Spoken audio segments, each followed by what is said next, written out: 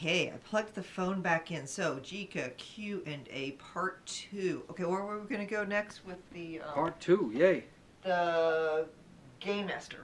And we get a lot of questions about the Gainmaster, even though we've already made 2 videos. And those are a few years ago, so maybe they're hard for people to find. I'll put a link to them in the description so people can listen. But there's still some stuff I think that maybe you want to add to those. The game, I don't even want to reach up and get it and just show them that one. The Gainmaster. What is the Gainmaster? Gainmaster is this thingy here. It's a big pedal looking thing next to your fuzz box. There we go. It's a beautiful thing. With its glowing tube sticking out the top. Not glowing because it's not on. But it If does we're glow on, it when would it glow. is on. It Yes. glows. You would have that warm, glowing tube That sound. warm Christmas tree feeling. Yay. Okay, yeah, we've done a lot of videos on that, but no one ever understands it. So, you know, They want to know what it is, what it does, and why, Yeah, and if you went they want to know why they can't just have it without the amp. that's the big main thing. question. If you went to business school, you'd learn that you have to reiterate the same thing over and over and over again, right? So I'll make pretend I went to college here. Okay. So Oh, it's raining. the Gainmaster only comes with this amp, okay? And then someone would say, well, it only came with this amp and this amp at one time, you know, because those were the 2 amps before this. So it comes with the current amp that you're using it with. Well, yeah, but it's been retuned for this amp. The ones that go out with this amp are slightly different than that one. Oh, They'll okay. both That's work something because people would want to know. yeah, they'll both work with either amp, but it's more finely tuned, the one for this amp. But the main point in that discussion is those are push-pull amps. They're totally different than these, but they're still like completely different than a Marshall or a Fender or whatever. But it looks just like a Marshall. Yeah, right. It's the same shaped box. And we can talk about that for a minute too. You know, when you've got a great amp design, you got to think of what to put it in, right? And I don't want to reinvent the world. I don't want an amp that looks ridiculous. That's all different colors. Like the one up in the corner up there in the picture. No, well, no, that was an even worse idea, to make them not even look like a guitar amp. You know, look like stereo equipment. That was like really stupid. But it was a lot of thought went into. And everyone loves the look of them that buys them when they get them. They go, man, this thing really looks good too. But it was just, it's common thing. It's, you know, it's yeah, it looks like a Marshall, but you know, that's a great look. So it is what it is. Well, it looks so good with the cabs Yeah, you've got it with. The sizing is perfect, Yeah, and it's easy to carry. I wanted and something sort of familiar, you know, and. It's got a very rich look to it with those metal plates, and they're not going to break. Whatever, it looks like it looks, and those plates aren't just plates. It takes me forever to get those done. They have a bright dip anodizing on them that's so hard to get done, but it was a look I wanted. I wanted that, because that's how I did the original ones. That was what the gold plates were on the original ones. But, so that answers the question there, why they look like they look. When I say there was no great thought in it, no, there was. It was to get that all just like that, and be able to manufacture it like that, you know, with the raised white letters and all that, took a little bit of work, but I didn't look at it and go, oh, I want to make something that looks so different, which I did, you know, 30, but 40 there's years only, ago. But there's only 2 knobs. Oh my God, Yeah. what are you gonna do? Right. Ouch. Right. We've talked about all that before again, but you know, in that college class that I never took, they taught me to reiterate. So yeah, there's only 2 knobs, and it's volume and tone. And what are the 2 things you're interested in when you play guitar? How loud you are and what your tone is. Okay. So. And your gain level. There it is. Yeah, and your gain level. So I know I'm joking around here, being over simple, but sometimes that's what it takes when you have to reiterate something over and over. Because what I'm dealing with here is that most people are molded like a piece of clay from the junk they've been playing all those years, and that's not your fault. It's the way it is. So, you know, well, where's my bass and treble and blah blah blah blah. My reverb so I can and my blah blah ruin blah. my tone, and every time I change my volume, I have to reset all of those to, you know. So, but so it's hard to get this across. But you know what? It isn't, because when someone sits here, they never say, oh, I need more controls. They turn these controls in different ways, and I get these killer sounds, and they're like, wow, this is fantastic. They never say, how come there isn't 6 more controls, you know? So it's self-explanatory when you play through the amp. Now, what is the Gainmaster? And why, like we read somewhere the other day, somebody sent me some link to some gear thing, some kind of forum, and I don't hang around on computers. The gear forum page or something? Yeah, the gear forum page. That was like, well, I heard so-and-so say that thing sounds great with a Marshall, right? Well, who knows? I don't know. Guess what? I never plugged one into a Marshall. I don't really care. I designed it for my amps. Well, I just think they're kind of, you know, angry that you won't sell them one. Yeah, people actually get mad at me that I won't sell them one of these. Well, they cost me like $1,000 to make. Okay, so who's going to pay that for a pedal anyway? You know, it's a pedal to you, to a guy that wants to stick it in front of a Marshall, and then they're going to want to pay $200 for it with some Chinese junk in it with a wave soldered circuit board, and then they're going to complain that the light isn't bright enough or something. Because guess what? I'm not in the pedal business. I never want to be in the pedal business. It's not my market. There's a lot of great guys in the pedal business that, you know, do wonderful things with pedals. You know, there's Pro Analog and all those guys, right? And that's pedal stuff, right? I don't go there. This is not a pedal. This What are your fuzz pedal's a pedal though? Yeah, well, you're right. The Germanium fuzz driver. You're right. You're exactly right. And that is being made on a very limited basis, because I only have so many of those transistors left. I don't think with that bright light that camera would have seen those it was pretty washed just out. It was blinded pretty washed out. everybody. But anyway, that's my turntable light, and there's transistors on top of there. But anyway, that I'm not in the pedal market, because I have sold some of those to people that don't own my amps, because they're smart enough to hear it through my amp and know. They begged you to. Because that isn't designed specifically for my amp. That will work in any amp. But again, I'm not going to sell it to you because I'm not in the pedal business, and there's no money in me making that, because I don't. And then the people who buy your amps might not be able to get one. I'm not connected. I don't. You know, I'm not going to use these really expensive parts like I build in that. The thing winds up being like, what are they? How much do they cost? $359 yeah, $350. Who's going to buy a pedal for $359 except somebody who bought my amps and knows how good they sound, and then when they hear my fuzz somebody on the already video, sold one. When they hear my fuzz on the video, they want to know what you know, I want that, and I go, well, okay, so I make that for you, but until the transistors run out. So I'm not in that business. So still, even though you see a pedal, and I will sell it to you if you buy my amps, and even if you don't have my amps, I might consider it. But that's not my business. They're not just for sale like candy on the shelf. Gainmaster goes with my amps. If someone said it sounded good with a Marshall because they had one of my amps and they plugged it into a Marshall and they liked it too, then that's great. So what do you expect me to do? You expect me to sell you something that I've never even tested through that amp? But why would I do that? And guarantee that they're going to like it? Why? I've never even heard it through that amp. Why in the world would I sell it to you for that, right? Yeah, I think they just don't want to fork out the... They don't know people who buy pedals really can't pay that kind of money for a pedal anyway. They refuse to do it. Right, It's so big and all that. But with this amp, it's part of the system. It's part of being able to play at any volume with any gain you want, and it's the effects loop for this amp. Right. Okay? It's what keeps all your time delays crystal clear. No matter how much gain you're running, those repeats are dead on clear. And so you can, instead of using an Echoplex and spending all this money and lugging this big thing around, you can just use a nice little analog delay, and so I mean that's one of its best functions is as a little side thing, is that it's a great effects loop time delay stuff.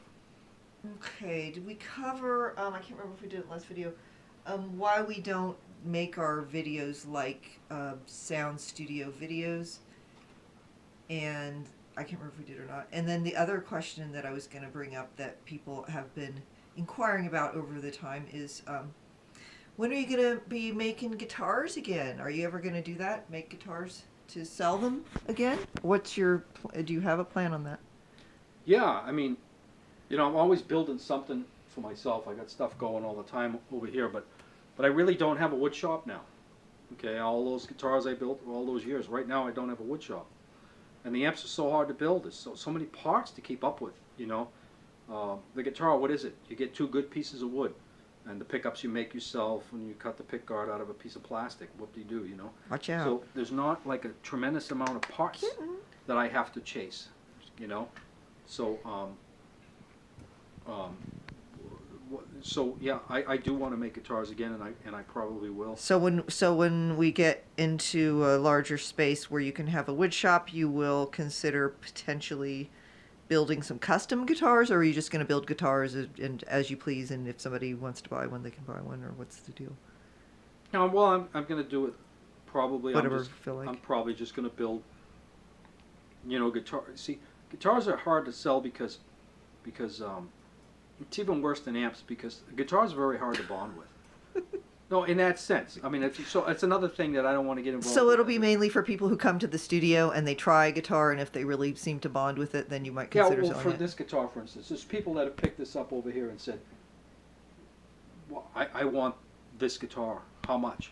Well, it's mine. I don't want to sell it. The Band of Gypsies guitar? Yeah, I don't want to sell it. And there's other people that pick it up and have no use for it. Okay, so with a guitar, the thing about each guitar is it's really hard to bond with a guitar.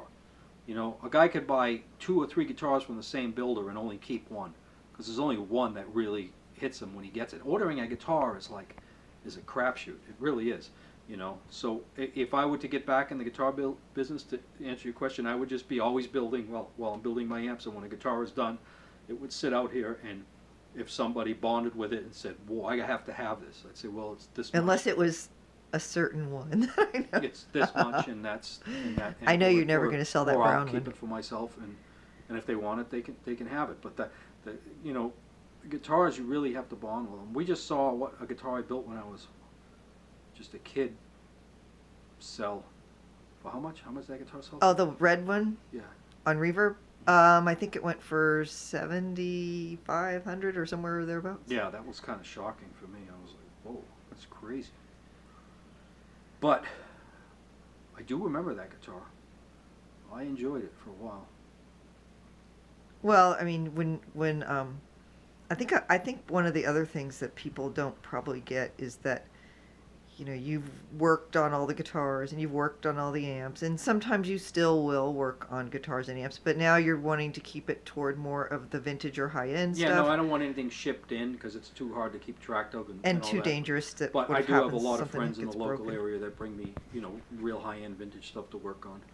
And so you'll do a refret or something like that, yes, or replace a broken part. And I mean, the last guy brought me stuff. A couple of the guitars were like worth $10. I mean, it doesn't have to be a great guitar for me to work on it. That's not what I'm saying. But what I'm saying is they need to respect what the work you're doing is, and that you're doing high-end work. Yeah, because there's usually something really nice in that batch. You know, that the real reason why they're here, and the rest of the guitars are, can you do this with this one and fix this one while you're at it and all that, you know. But so yeah, I do a little bit of it, but I'm not advertising to send me stuff to work on, you know. It's just guys I've met since I've been here, just local guys. I think there's a misconception too that that your prices are higher than what people think. I think a lot of people don't even check, but I know you charge a little extra from the reverb things, but when people are when they're saying so, how would you speak to someone saying like, oh, his prices are just obviously too high? I mean, well, the first place is if you haven't called me and asked me how much it really is direct from me, and then you go on some kind of forum and slander my prices. It's like, yeah, ridiculous. It's pretty silly. And the next thing is if you walk into Lamborghini shop and tell the guy that you can go around the corner and buy a Toyota for this much money, he's going to tell you, there's the door, you know, go ahead, knock yourself out, you know. So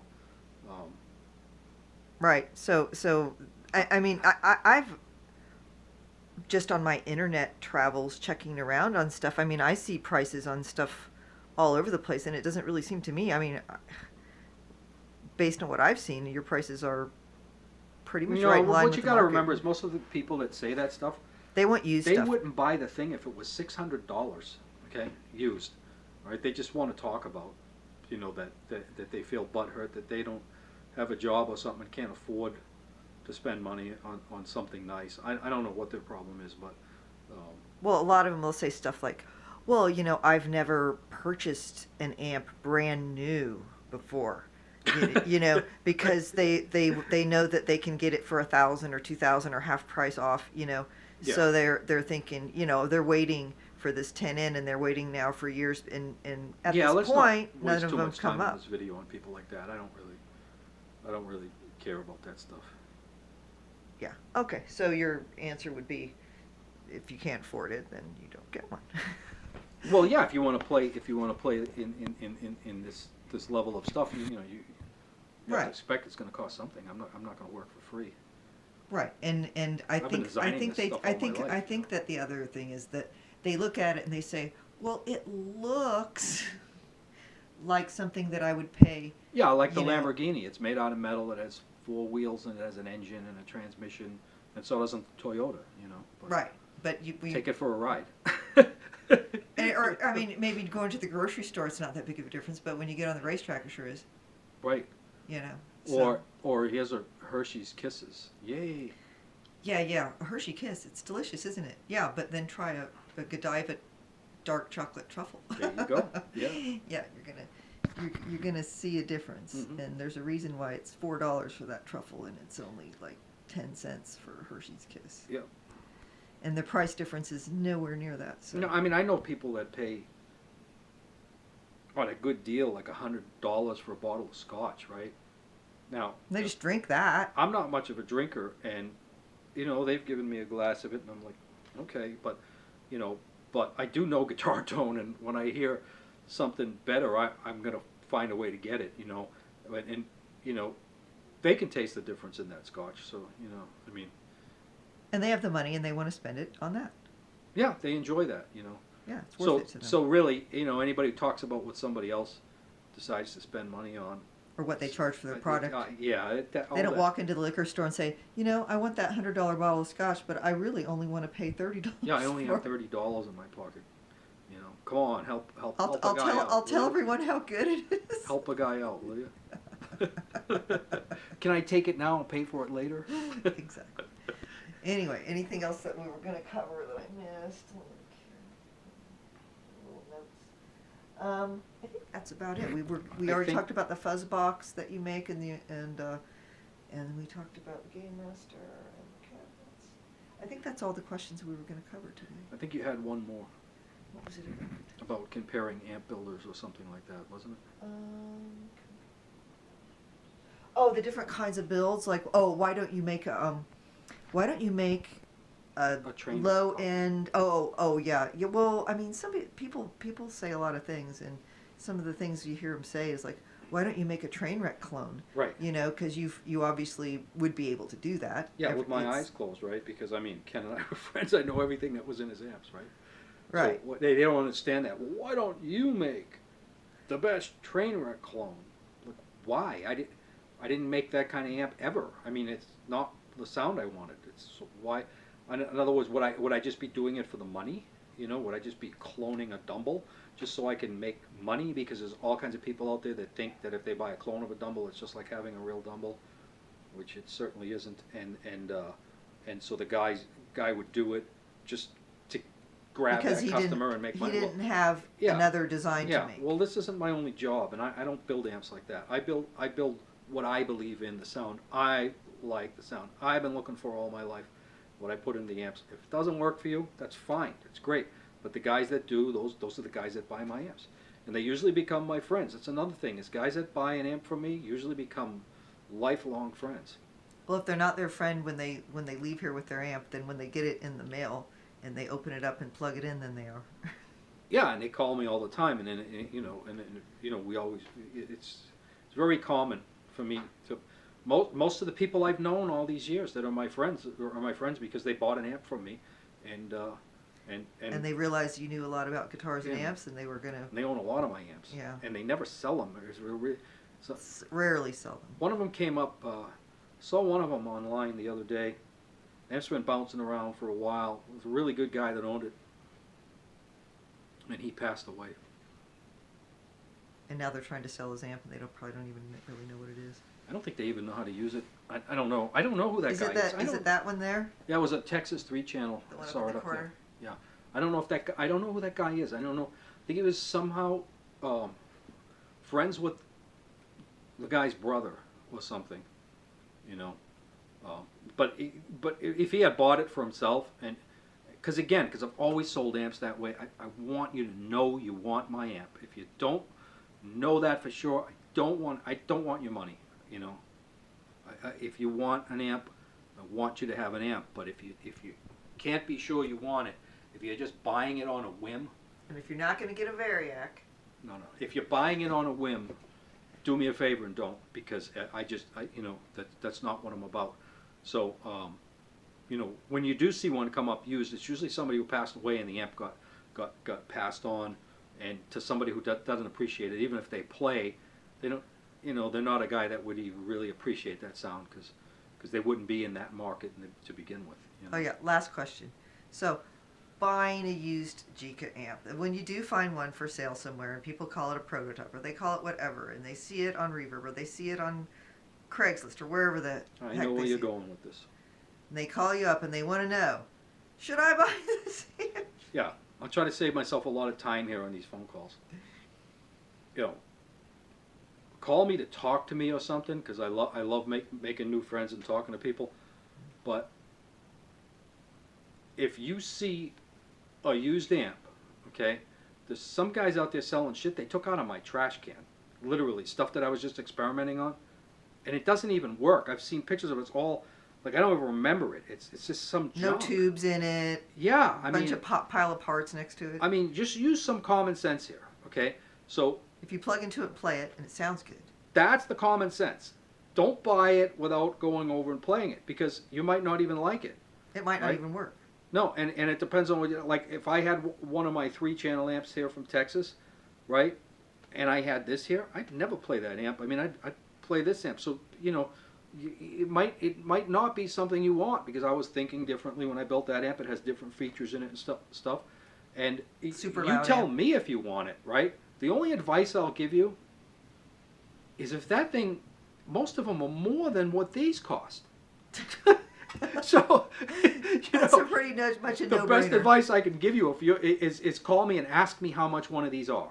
Okay, how much today can you send me one of these for? And if that amp is close to that or above that, then my suggestion is don't buy that amp. Someday they might if be worth it's- more money when you're dead If and it's some gone. kind of a bargain, right? Then my suggestion to you, without wasting my time talking about that, I'd rather talk about like the Red Sox or something, okay? So if you want to talk to me about that, then just go play it, you know?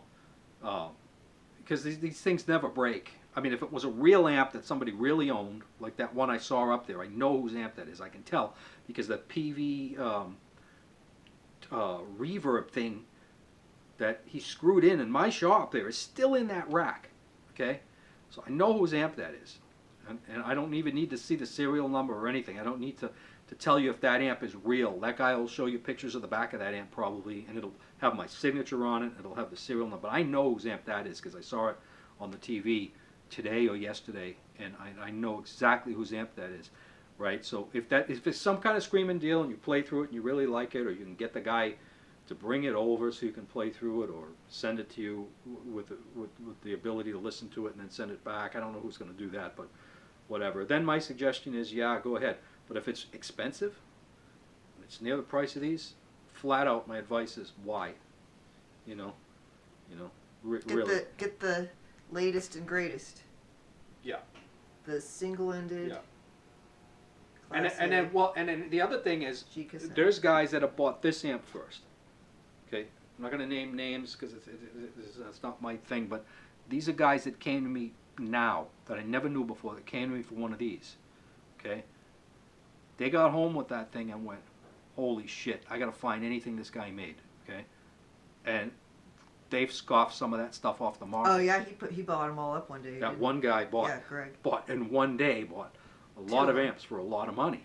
All right, and he loved it. They're great amps. All my amps are really good. So, you know, so he has more flavors now of all that stuff. You know, so if you're looking for an amp that way, yeah. But if you're just looking to not pay what these are and buy something at a bargain, just make sure it's real. It's not just some parts that somebody took out of my garbage that I mean, I literally saw stuff on Reverb that people took out of my garbage can. Stuff that came up missing one day when I moved too, that was just experimental amps that weren't even complete. Or chassis that you partially disassembled. Chassis with like no tube sockets, not even wired, and saying, well, I don't know if this works. Wow, you know. And they want $2,000 for it. Yeah. Or more. Right. So this is my advice, you know, the best I could give you on that subject. That was good, Michelle, because that saves me time, because I get these phone calls constantly, like especially modified amps, amps that I modified. Oh, the like Fenders and Marshalls and stuff. Yeah, like you know, and I'm going to tell you something about that. You know, like a guy, really nice guy from New York, called me last week, and was talking to me about a basement, a tweed basement, that's really cheap because obviously it doesn't have the original speakers, it doesn't have the original transformers. And I said, hold it right there. And I modified it. Yeah, you modified it, but somebody in Connecticut in 1980 something, 1982, 83, whatever. And I told him, well, first off, that amp, I would never replace the transformers in the basement unless they were blown. Those are great transformers. On a Bandmaster or something, you might catch me putting a better transformer back in those days, but not a basement. Okay, so that amp, yeah, sure, it could be modified, but it also could be that it's been blown up since. Okay, so yeah, who knows what happened to it since you worked on it? The 1980s, and you know how some guys like some guy named Jackson or something. There's all these guys that had 80s Marshall mods, right? Right. Where they did the same mod in each amp. And it's like, well, the Scorpions use this one. Well, I don't know. And I'm just mentioning names. I don't even know where I'm going with this. But and it was always baffling to me. It's like, well, wait a minute. You put the same mod in every Marshall? That's your mod? That's their little formula. All right. Well, I never did that. Okay. So when someone says I'm selling this blackface basement that was modified by Gjika, okay, in 1986 or whatever, right? Well, I don't know what I did to that amp. I never had a mod for any amp I ever worked on, because it's the way I build amps. What I would do is I would listen to that amp, because that output transformer is not going to sound like any other one. Every output transformer sounds different, and I would determine if all the right parts are in that amp to start with, okay? And I would start there by making sure they were. So you would more like restore the amp rather than... No, I would listen to that amp and then listen to what you want out of it. You tell me what you want out of that amp, and I'll tell you right away if it's going to do it or not. Right, from the tone of that output transformer, and I would tastefully mod that amp totally different than every one of the same exact one of those amps that I ever did, because it was owned by a different person and it had different sounding transformers. Okay, so you know, so I can't tell you when you call me about a modded amp. I can't tell you, oh well, that had the #1 mod or the #2. You know, I mean, that's not how I modified amps. And now my philosophy on amp mods is not, I'm not above amp mods. When people, I say, oh, I don't modify amps, and oh, I know you're above that now. No, it's not that at all. I'm not above anything in this world. What it is my philosophy has changed. Okay, when somebody brings me an amp now, a vintage amp, I make sure that amp sounds as good as it could have sounded if everything in it that is supposed to be in there from that design is perfect. Okay, and that's what I do. And I demod amps now. People bring me these amps that have the Joe Schmo mod. That this amp was owned and at the place where Eddie Van Halen practiced and all those guys practiced in LA. I forget the name of the place. I know the guy that used to own that place, and he gave me one of those Marshalls a little while ago to demod, right? Because everybody coming over to the studio plugs in it, and it's like all 80s sounding and stuff. And I showed him a picture of the pile of junk that came out of that amp. Tubes, tube sockets. Of course, now there's a lot of holes in it, right? And I have to go find all these old parts, you know, to put back in the right capacitors here and there. But then when I bring that amp back over to them and they play it, they go, why did we ever modify this amp? Sounds great. I'm like, well, yeah, it you know, maybe didn't sound that good when before it was the mod modded. occurred. Right, you know, before I made sure. But what I did was make it like a stock amp with all the really good sounding parts in it, right? So but it was a restoration even if more it than sounded like shit, it would have sounded better than that mod. Because the amp now had no clean sound, nothing, you know. So that's my philosophy on mods now. So don't ask me to modify an amp because I don't do that kind of thing anymore. I'll make your amp sound good, as good as it could sound, but I'm not going to modify it. I would demodify it for you if you wanted that done. But if you ask me about an amp from a particular year, you know, if you can't send me pictures of the inside of it or something, you know, then I really can't answer the questions, because like I say, the first thing he said was it's got replaced transformers, and I said, well, I can help you out right there. Something's been done to it after me, or it was smoked and blown to pieces when I got it if I had to replace transformers, because you couldn't just go get basement transformers back then, you know. So But you can now. So I had to put like a Stanco 3801 in it or something. And if I had to do that, that amp was already burnt up, you know, and I was just helping the guy out getting his amp back together. So you know, so I don't know. I know it could have been done after I modded it. So I can't answer your mod questions on, you know, something that somebody swears that I worked on, you know. 'Cause I didn't sign a modded amp, so anything like that. So there's no. So it's just a rumor anyway. Yeah, there's no. It's all talk. If you say, "Oh, it was modified by Gjika," it's blah blah blah blah. Yeah, unless I remember that guy and that amp, a lot of them I do. I know who they are, and I'll tell you. You know, if I know who they are, I'll tell you. Yeah, no, that guy's first rate, and he's had that amp since the last time I handed it to him. So We've crossed the 31-minute mark. okay, good. So say goodbye. We'll do Say part goodbye. 3 later. Mimi wants to say goodbye too. Bye.